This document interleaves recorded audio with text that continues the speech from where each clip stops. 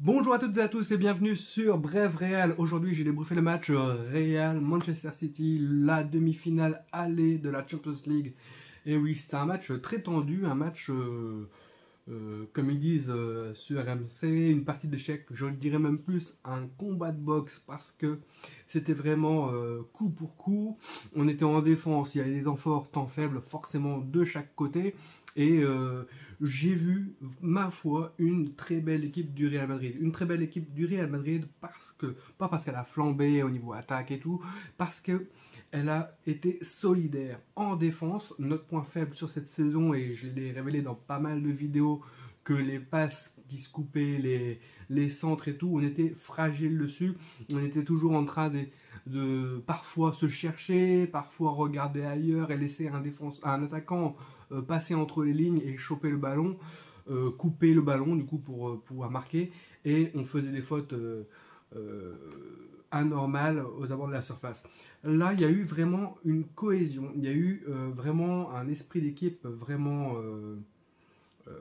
important pour pouvoir se serrer les coudes parce que c'était pas facile. On subissait les assauts de City au début et on les voyait vraiment dominateurs, hein, et on était vraiment recroquevillés limite dans notre surface de réparation, très bas bien sûr pour éviter de se faire prendre en profondeur, hein, parce que Erling Haaland est toujours là, Bernardo Silva il faisait vraiment le taf, hein, mais Camavinga a fait un énorme match, c'était vraiment un joueur qui a pesé sur le game, hein. On verra ça plus tard pour le but du 1-0 pour le Real Madrid. En tout cas, on a subi, on a eu un Courtois qui s'est vraiment déployé sur les quelques tirs de City, hein, extérieur surface et tout, sur Haaland aussi, même parce que Haaland a eu des têtes. Donc du coup, Courtois a vraiment fait son job, a eu beaucoup de boulot. Il a géré, hein, comme le gardien qu'il est. Il y a eu des frappes qui n'étaient pas très difficiles à capter, mais il y a certaines qui étaient un peu plus vicieuses, hein. On voit ça même de loin. Et c'est parti sur une passe de Modric à Camavinga, une 2 je crois que c'était, et Camavinga qui part lancer pour pouvoir faire un sprint de la moitié de terrain, pour pouvoir lancer Vinicius Junior qui va frapper entrée de surface de réparation, et cette frappe est vraiment très belle, elle surprend le gardien parce qu'il est masqué au départ de ballon et ça fait but. 1-0 pour le Real Madrid. Depuis ce but là on voit que le Real est dominateur, le Real a pris le jeu pour lui. Et on voit City qui peine à se remettre dans les relances, qui peine à tout, alors que c'était complètement l'inverse en début de match où c'était le Real qui lançait loin les ballons, qui avait peu d'offensifs, d'actions pour pouvoir mettre du danger sur la surface de réparation de City. Et là c'est l'inverse, c'est le siège du Real Madrid sur les cages de City, et ils vont s'en sortir bien parce qu'à un moment donné, ça aurait pu craquer avec Benzema, Vinicius, Rodrigo, où ça commençait à combiner bien dans les petits espaces. On voyait des tirs de loin aussi, on voyait un peu de tout, on voyait des récupérations très hautes du Real Madrid. Et sur une perte de balle, le Real se fait sanctionner, hein, parce qu'en deuxième période, on a bien vu, hein, De Bruyne qui était absent. On va faire une frappe de loin, on va le laisser. On est tellement regroupé en défense et concentré sur les ailes et tout, bloquer les passes. On oublie un peu De Bruyne qui peut aussi lui tirer de loin et qui a une très bonne frappe, très précise. Et il va se tenter et la mettre vraiment hors portée de gardien. Donc du coup c'était magnifique. Il avait déjà fait trembler la main de Thibaut Courtois avant, et Thibaut Courtois a eu du mal à se remettre de cette frappe tellement elle était puissante.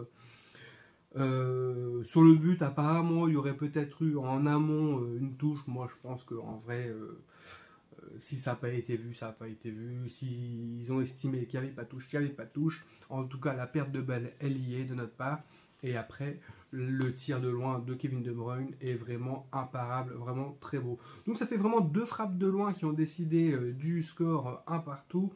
Des défenses qui étaient vraiment bonnes, qui se laissaient pas trop embarquer, qui revenaient un peu en sauvetage. Tantôt c'est nous qui revenons en sauvetage pour éviter le but. City aussi est revenu aussi sur un centre de Vinicius au début de première période et Benzema aurait pu la reprendre au deuxième poteau, mais ça a été coupé par un défenseur. Donc ça s'est pas joué à grand chose de chaque côté. Je pense que chacun avait eu sa part pour pouvoir essayer de prendre le dessus sur l'autre, mais le match nul, pour moi, ça se vaut. C'est vraiment le match tendu de bout en bout et aucune des équipes a réussi à prendre l'avantage. Il y a eu 2 frappes de loin, mais bon, quand même, chacun a eu son temps fort. Il n'y a pas eu d'équipe qui a surdominé l'autre, on va dire ça comme ça. Donc le match retour, ça sera à City, ça sera vraiment très dur dans l'enfer de City. Hein. Bon, le Real sait que de toute façon là, il n'y a que la victoire qui doit être... voilà, c'est l'objectif victoire. Après, il n'y a pas de but à l'extérieur, donc du coup c'est bon.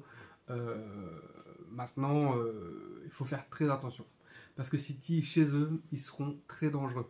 Donc déjà que je les prenais comme l'ogre City, là ça va être chez eux. Donc dans un terrain hostile, avec leurs supporters et tout. Mais je pense que l'équipe du Real, ben, là où on a joué intelligemment, c'est qu'on a réussi à faire une discipline en défense.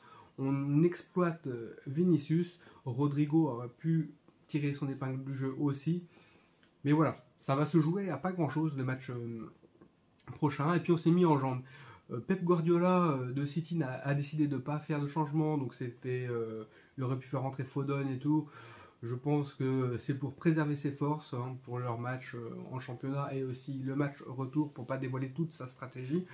Voilà, bah, il y a eu un très bon match des deux équipes. Après, des choix tactiques faits par les coachs, hein, les changements qu'on a eu nous avec Tchouaméni qui aurait pu mettre une frappe de loin aussi en fin de match, qui a été très belle mais contrée par Ederson. On a vu aussi Valverde vraiment très bon.